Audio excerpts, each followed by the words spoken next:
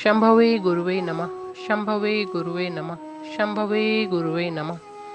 समस्त गुरु बहनों और गुरु भाइयों को मेरा प्रणाम। ब्रह्मांड में व्याप्त समस्त शक्तियों को मेरा प्रणाम। हम सबके गुरु भगवान शिव को मेरा प्रणाम। प्रस्तुत है पुस्तक हरिंद्रानंद एक आध्यात्मिक अनावरण, अनमिल आखर, पृष्ठ संख्या 197। एक रविवार को अभिनव आनंद, जो 9वीं कक्षा के छात्र थे, आदमी की एक खोपड़ी लेकर अपने फ्लैट में दाखिल हुए। हरिंद्रानंद और नीलम वहीं ड्राइंग रूम में बैठे थे। हाथ में खोपड़ी देखकर नीलम ने पूछा, यह क्या है? मम्मी, 108 नंबर फ्लैट के अंकल केरल चले गए। वे रिटायर कर गए। उनका घर खाली है, दरवाजे खिड़कियां खुली हुई हैं और कोई सामान नहीं है। 108 नंबर फ्लैट और उनके घर के बीच बस एक और फ्लैट था। ये 106 में रहते थे। बायोलॉजी के प्रोफेसर थे। कंकाल, खोपड़ी, कीट पतंगे उनके घर में दिख ही जाया करते थे। घर की अलमारी में यह खोपड़ी रखी थी। आप वहीं रखाइए, हरिंद्रानंद ने कहा।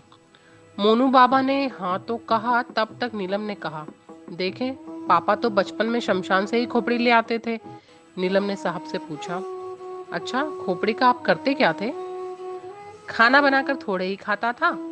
लाइए एक तमाशा दिखाता हूँ। साइकिल चलाना छोड़ दिया है, इसका मतलब ये थोड़े ही है कि साइकिल चलाने की कला भूल गया हूँ।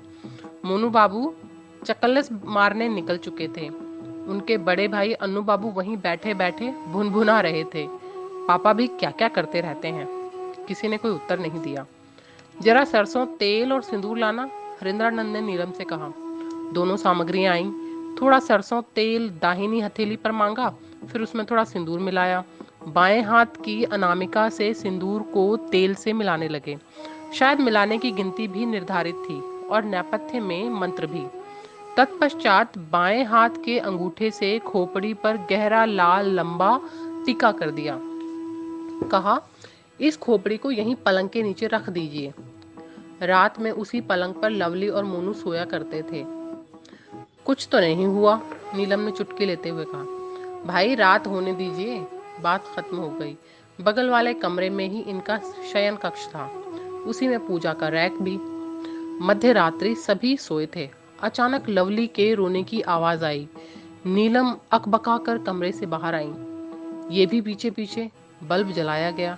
वैसे नाइट बल्ब जल रहा था, पर उसकी रोशनी पर्याप्त नहीं थी। पलंग पर दोनों उठकर बैठे थे, मोनू भी डरे हुए। नीलम ने लवली को चुप कराया। पूछा, क्या हुआ? मम्मी, एक औरत बिस्तर पर बैठकर हम दोनों को हिलाकर जगा रही थी। दोनों एक साथ बोले। अरे यार, कुछ तो नहीं है, हरिंद्रानंद ने साहस दिलाया। आप लोग शेर के बच्चे हैं, इसमें डरना क्या? बच्चों को भयाक्रांत देकर नीलम उन्हें बेडरूम में ले आई और कहा, यहीं सो जाओ। दूसरे दिन सोमवार की शाम में चर्चा के दौरान रात की घटना का भी जिक्र हुआ। खोपड़ी अभी भी उसी पलंग के नीचे रखी थी। चर्चा में कई लोग आए थे। सहरसा जिले का एक नवयुवक गुरु भाई रघु, जो पटना में एक विधायक के आवास में रहा करते थे, बोले, सर, ऐसे ही बच्चे डर गए हैं। इस पुरानी मरी हुई खोपड़ी में अब क्या रखा है? सर, हमको दे दीजिए, हम ले जाते हैं।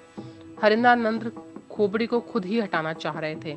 जाते समय एक झोले में बाइक पर खोपड़ी लेकर चले गए। 2-3 दिनों के बाद वे शाम में आए, घबराए और परेशान। आवाज निकल नहीं रही थी उनकी, पर किसी तरह बोले, सर, खोपड़ी ले आए हैं। हरिंद्रानंद ने मन ही मन सोचा, फिर जहमत आ गई। सर, बहुत गड़बड़ हो गया। आज हम बाहर निकले हुए थे, डेरा लौटे तो पता चला कि दिन में मेरे रूम में आग लग गई और सब कुछ जल गया। बहुत मुश्किल से आग बुझी। आपको खोपड़ी नहीं ले जानी चाहिए थी। आदमी को जोश में होश नहीं खोना चाहिए। सचमुच सब कुछ जल गया? नीलम ने पूछा। बहुत सामान तो था नहीं, मेरा टेप रिकॉर्डर भी जल गया। मैंने उसमें कुछ पैसे भी छुपा कर रखे थे। साहब ने कहा, ठीक है, खोपड़ी को नीचे गैराज में रखाइए। सर, किसी को भेज दिया जाए? मोटरसाइकिल के हैंडल में एक झोले में रखा है। झोला नया है, लेकिन नहीं चाहिए मुझे। अनु बाबू ने गैराज की चाबी निकाल कर दी और 2 आदमी उसे रखने चले गए। गैराज से गाड़ी निकालते समय चालक की नज़र बराबर उस पर पड़ती रहती। बच्चे भी देखते थे। ड्राइवर आकर कहता, सर खोपड़ी का लाल निशान हम लोगों को देखकर हंसता है जैसे चिढ़ा रहा हो, किंतु कोई प्रतिक्रिया नहीं, कोई उपद्रव नहीं। सरकारी आवास बदलकर अब 60 फ्लैट्स में चला गया। उसके कुछ महीनों के पश्चात वो गैराज खाली करना था। अन्नू बाबू चाबी लेकर आ गए। गैराज खाली हो गया। चाबी केयर टेकर को दे दी गई। अब किसी को ध्यान ही नहीं था कि खोपड़ी का क्या हुआ। सरकारी नौकरी के क्रम में हरिंद्रानंद ने सचिवालय में ही विभिन्न विभागों में योगदान दिया। सन 2000 के नवंबर में जब बिहार राज्य का विभाजन हुआ और झारखंड राज्य अस्तित्व में आया तो अस्थायी रूप से इनकी पदस्थापना झारखंड की राजधानी रांची में हुई। नया राज्य था, सो काम का बोझ ज्यादा था। फिर भी जब भी समय मिलता ये लोगों को शिव शिष्य बनाने में लगे रहते, किंतु ये सारे प्रयास विफल रहे। रांची के अपने सरकारी आवास HEC से कार्यालय जाते और ज्यादा काम होने पर देर रात वापस आते। सोचते यहाँ तो शिव चर्चा बिल्कुल नहीं हो पाती है। रात में परिवार का साथ मिलता पर अधिक समय कार्यालय में व्यतीत होता। एक दिन दोपहर में खाना खाने आवास आ रहे थे। घर से कुछ दूरी पर एक जूता सीने वाला बोरा बिछाकर सड़क के किनारे बैठा था। हरेंद्रानंद ने गाड़ी रोकी, पूछा, भैया रिवॉल्वर की खोली फट गई है, सिल दोगे? उसने सिर हिलाते हुए हाँ कहा। बोले, बगल में डेरा है, आ जाना। भोजनोपरांत चलने को हुए। वह आदमी फाटक पर आया। उन्होंने उसे भीतर बुलाया और सामने की कुर्सी पर बैठने को कहा। वह नहीं बैठा। तेज स्वर में कहा, भाई बैठिए ना। बमुश्किल वह बैठा। रिवॉल्वर का होल्स्टर दे दिया गया। सीलने के बाद पॉलिश भी करने को बोला गया। तब तक उसके लिए चाय आ गई। वह कप लेकर बाहर निकल गया। रात में जब साहब ऑफिस से आए तो नीलम ने उन्हें बताया कि रिवॉल्वर का होल्स्टर ठीक हो गया है। मैंने उसे शिव शिष्य बनाया और कहा है कि अगल बगल के दुकान वालों को भी महादेव का शिष्य बनाइएगा। दूसरे दिन अहले सुबह पान की गुमटी वाले सपन मंडल और वही जीता सीने वाला दोनों उनके आवास पर आ गए। चाय चली और थोड़ी चर्चा भी। फिर क्या था, चल पड़ी गाड़ी। यही था रांची में शिव शिष्यता का शुभारंभ। जूता सीने वाले का अब तो पता नहीं, सपन मंडल सब परिवार अब भी शिव शिष्यता की मशाल जलाए हुए हैं। लगभग 3 साल बाद पुनः ये बिहार कैडर में वापस आ गए। अपनी जड़ों की ओर ये फिर लौट आए, अपनी जन्मभूमि, अपनी कर्मभूमि की सेवा के लिए। वैसे भाग्य विधाता ने इन्हें बिहार में पुनः पदस्थापित कर अपने तरकश का कौन सा तीर चलाया था, यह तो अनुमानस की सीमा से परे था, पर जो था वह सकारात्मक था।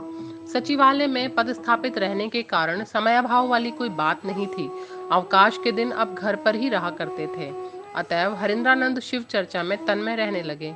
बच्चे व्यस्त हो चुके थे। उनका उज्जवल भविष्य उन्हें सौंप कर ये दोनों अपने लौकिक कर्तव्य का वहन बखूबी कर रहे थे। अब तो अहर्निश एक ही काम था, महादेव का काम। सुबह उनके ऑफिस चले जाने के बाद दीदी नीलम आगंतुक गुरु भाई बहनों से मिलती, उनकी समस्याओं का यथेष्ट समाधान करती या समाधान का उपाय बताती। जिस सत्य को अन्वेषित कर उनके पति ने उन्हें बताया, उससे उनका जीवन शिवमय हो गया था।